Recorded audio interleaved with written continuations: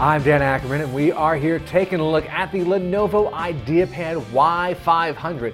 Now, this new version of the Y500 is for Windows 8.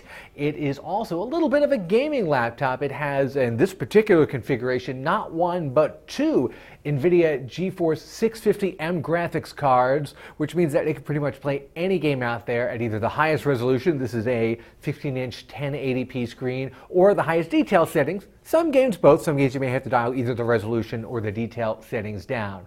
You've also got a big 1TB hard drive with that 16 gig solid state cache, and what I think is probably one of the coolest things, at least in the first things you see, is this cool backlit keyboard. It's sort of black on black, but with this really rich red emanating from underneath the keys. You know, it's different from every other backlit keyboard, at least. It's a little bit of a maybe a dorm room chic look, but I liked it just because it stands out from everybody else. Now, with all this good stuff going on, there's got to be a downside, and that is this is one of the very few Windows 8 laptops that we've seen that does not have a touchscreen. See, nothing's happening here. Now, I see a little bit of a trend here. Pretty much any laptop that we have reviewed since Windows 8 came out that has a discrete graphics card does not have a touchscreen.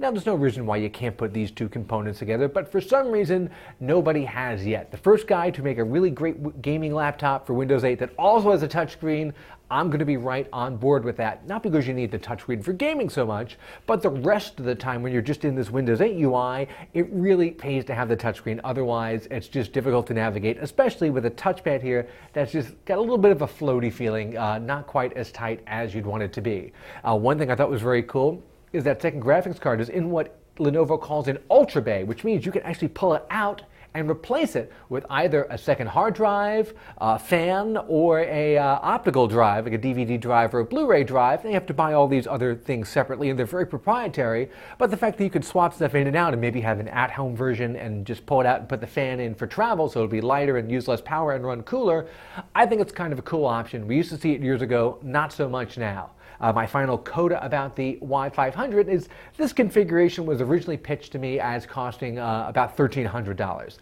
Looking at Lenovo's website as of today, they seem to have a lot of sales going on tied into St. Patrick's Day, even though that already happened. I saw a very similar configuration to this for $869, which is pretty amazing. That almost makes this a must-consider laptop, even when you take out the touchscreen. If it had a touchscreen, it'd be hands down my favorite laptop of 2013 so far.